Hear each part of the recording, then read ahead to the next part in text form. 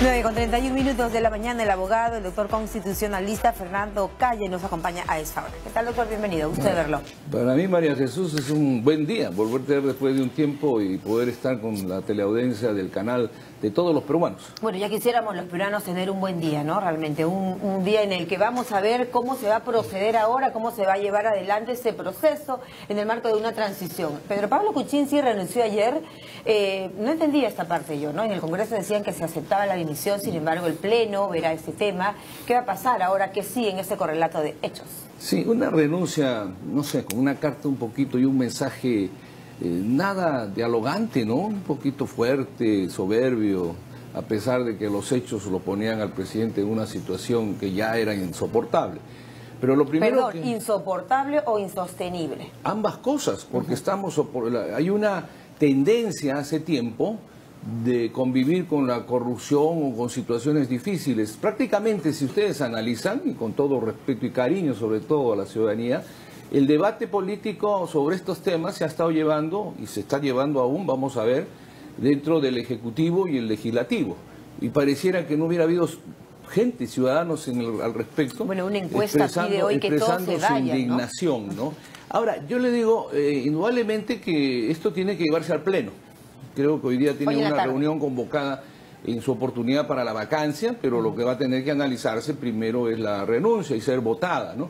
La renuncia puede ser aceptada, que sería lo ideal desde mi punto de vista, dada la coyuntura política, como también puede ser rechazada y variada una vacancia, ¿no? Por la causal que había de inmoralidad y etcétera. Incapacidad moral permanente. Sí, claro, ¿no? Entonces, y además hay una serie de cosas, pero lo ideal es que pensemos que estos agravios que indudablemente existen, el Congreso tampoco goza de una imagen estupenda, así es, pero al margen de las imágenes es como se censura, se critica al que hizo la filmación, que eso podemos hablarlo constitucionalmente, pero lo cierto es que ahí están los hechos.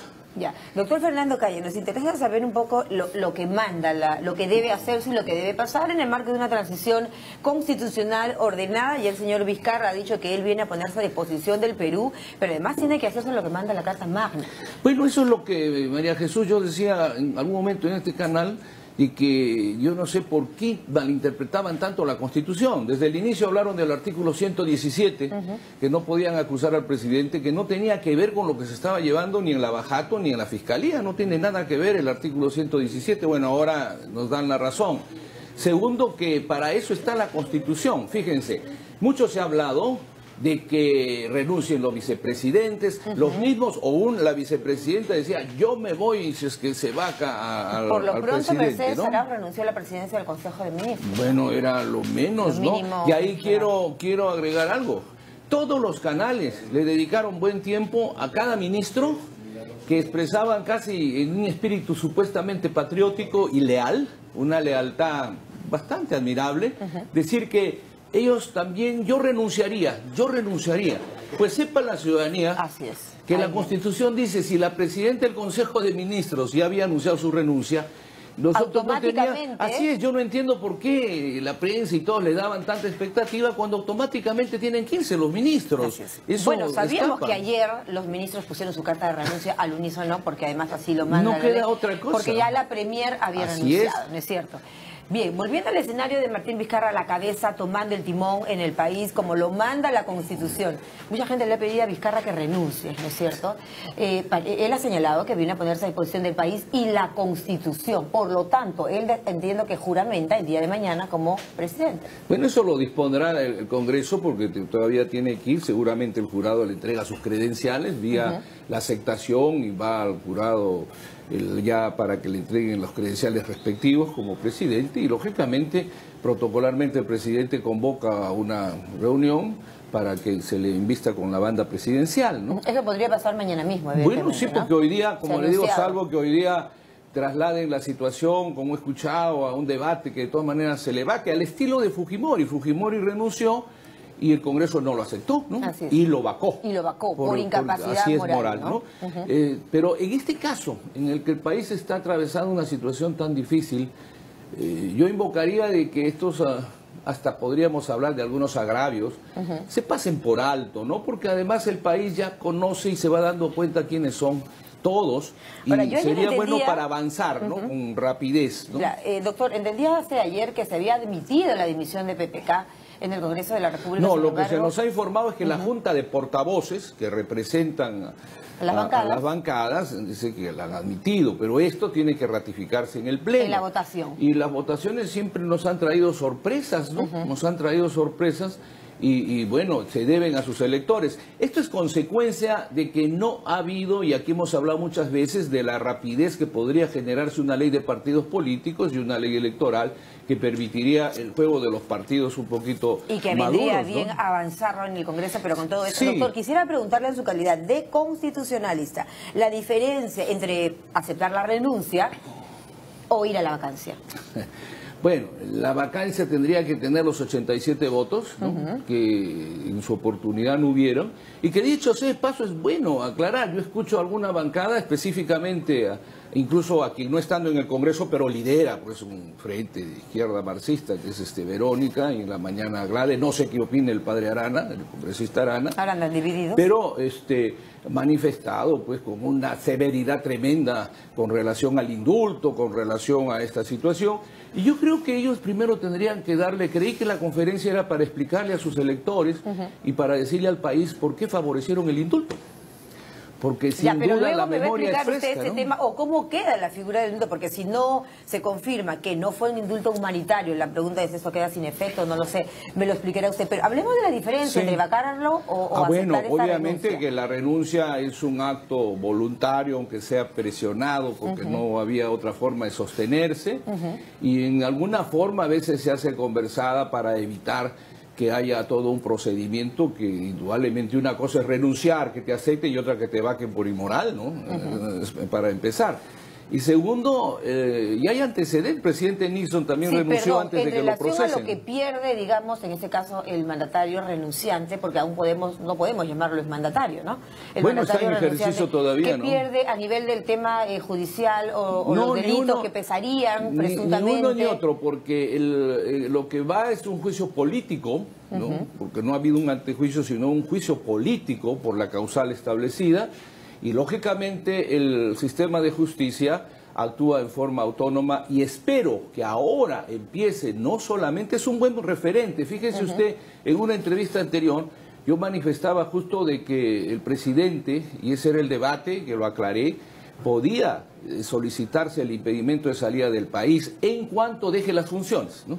Bueno, ayer se ha procedido, entiendo, a ese trámite, ha sido admitido ya ese trámite, la Fiscalía ha solicitado el impedimento de salida del país al presidente. Ahora, una cosa es solicitarla, bueno, el juez dictarla, tiene, ¿no? que evidentemente, aunque no está ahí el pedido, porque si quisieran actuar en alguna forma, podría decir, como quien dice, todavía no hay, ¿no?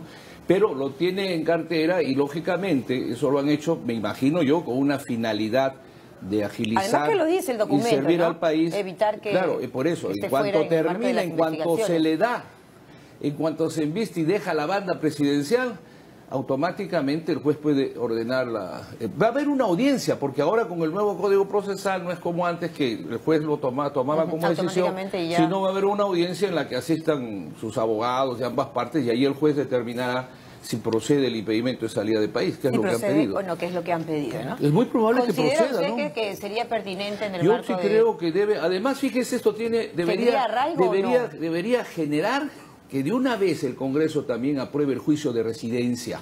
¿En qué consiste? Yo me acuerdo que alguna vez que sostuve esto me decían, bueno, Fernando, te vas al siglo XII, XIII, porque el juicio de residencia se puso indudablemente en el virreinato, cuando el rey se dio cuenta de que pareciera que algunos virreyes robaban o se apropiaban el dinero que le correspondía al monarca.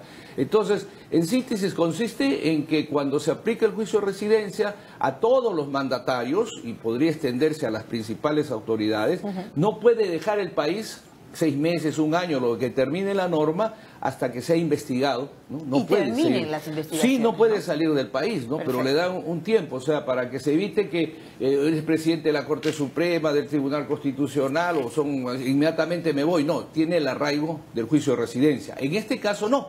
En este caso tendrá que el juez determinar que hay impedimento de salida del país. Vamos a hablar ahora del papel de Martín Vizcarra frente a lo que es ya sentarse en la presidencia de la República, las tareas inmediatas que le tocará al señor Vizcarra.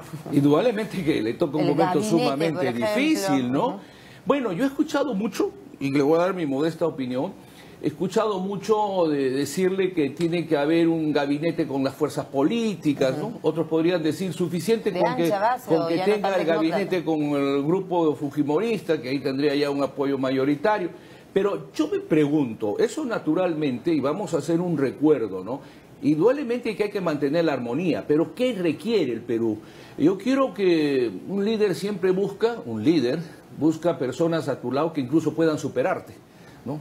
Porque yo líder, usted lo ha dicho bien. Bueno, pero es el presidente, tácitamente ya es un líder, es el líder de todos los peruanos. Es que la cuestión aquí es si es un gabinete político, tecnócrata, en un escenario como tender puentes. El peor error es que haya un gabinete tecnócrata de lujo, etcétera. Lo que tiene que haber de personalidades que, pudiendo ser técnicos, tengan naturalmente dotes políticos. Además, casi todos somos animales políticos, ¿no? Lo que tiene que verse, creo yo, es un desprendimiento. Primero, que no haya ningún peruano que se niegue en un momento tan difícil, porque de ahí uno puede, siendo una personalidad, y decir no, porque esto quema, ¿no?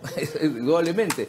Pero a la vez tiene que convocarse, y no, cuando yo le decía que no debería fijarse mucho, es mi opinión, para tener el respaldo de las fuerzas, es porque esto no es el año 62, no es el año 80, donde usted conversaba como presidente las famosas cumbres, ¿no? Con ya allá de la Torre. A decir que ya no vienen todos a la cumbre de las Américas. Bueno, ese es un tema. Y ya terminando en los estudios con el constitucionalista Fernando Calle. Se nos quedó el tema de los congresistas, doctor Calle. Ayer señalaron en portavoces que habría también el acuerdo de una denuncia contra, no solo ética, sino, digamos, una denuncia de tipo constitucional contra Kenji Fujimori, el congresista Bocángel, Ramírez, incluyen aquí a Mercedes Arauz y Carlos Brus. ¿Cuál es el futuro de ellos luego del desafuero? Yo antes, dentro de la brevedad que permite la entrevista, la escuchaba a usted, a ver, no hay los voceros, ¿no? Los voceros que ayer eran de otro partido, para empezar. 6 meses atrás eran voceros de otro presidente y ahora esto parece ese tango. Ayer un juramento, ¿no? Ayer un juramento y una traición, dice el tango. No, mire, el procedimiento está establecido. Lo que llama la atención porque pudo, el tiempo ha pasado, haber intervenido el fiscal de la Nación en un acto de flagrancia. La Constitución lo dice, que cuando existe flagrancia se detiene a los congresistas. Pero la flagrancia es 24 o 48 horas. No, es por horas. minutos, o sea, se les detiene y se pone a disposición del Congreso, que pudo haber sucedido y el Congreso se veían obligados a levantar la inmunidad, que es un tema distinto a inhabilitarlos y expulsarlos del Congreso, por usar una expresión, ¿no? Que eso se hace vía el antejuicio con todos los procesos. Desafuero. Sí, total, ¿no? Porque el retiro de la inmunidad solamente es para que no tengas las protecciones que te da de no asistir, de no ser detenido, ¿se puede iniciar un proceso etcétera. judicial si pierdes la inmunidad? Claro, ¿Hubo levantando la inmunidad o el desafuero, pero inmediatamente la Fiscalía puede empezar a actuar, ¿no? ¿Podrían ir a la cárcel, por favor? Bueno, claro, al final de incluso si ya no tienen inmunidad y la Fiscalía considera de que hay indicios más que razonables, peligro de salir del país, etcétera, pueden pasar desde el impedimento, si hay una gravedad del delito, hasta una detención preventiva. Hasta ¿no? una detención preventiva. Claro, que tiene que solicitarlo el fiscal de la Nación a un juez supremo, ¿no? Sería, doctor Calle? Bueno, para eso son ellos los que van a investigar. Lo que hemos visto encierra cohecho, algunas figuras ilícitas, con la gravedad de que el funcionario público tiene doble pena en estos casos, ¿no? O sea, el funcionario público es un funcionario público, ¿no? Entonces, de primer nivel, casi, ¿no? En el orden, presidente, congresistas, miembros del Tribunal Constitucional, ministros. De asociación ilícita para delinquir. Sí, pues, porque son varios, ¿no? No podríamos hablar de crimen organizado, porque eso lo verá el fiscal si esto tiene antecedentes de trabajo bajo esta modalidad, ¿no? Entonces, uno viene escuchando tantas cosas que es bueno que se oriente, yo la felicito, y se dé una respuesta cabal de lo que dice la Constitución y las posibilidades de lo que pudiera suceder, ¿no? Una comisión investigadora es lo que se anunciaba ayer luego de portavoces de la tarde en el Congreso. Porque la comisión de ética sí, no... pero mire, una cosita importante, porque la gente escucha, ¿no? Que los jóvenes... Esto no puede terminar con la transición tan simple, por eso yo le decía a un gabinete que no requiere, porque eso se cortó en el momento cuando ya iba, y no iba a hablar de corrupción ni narcotráfico, porque cuando hablo así, ¡pum!, me cortan, ¿no? Simplemente iba a decir lo siguiente, ¿no? Que no es el año 80, 63, donde usted hablaba como presidente una cita en la cumbre, con Ayala Torre, con Belaúnde, en ese entonces con el dictador que había sido Dría, o más adelante con partidos tan sólidos, porque hablando con ellos había la tranquilidad definitivamente de sus representaciones.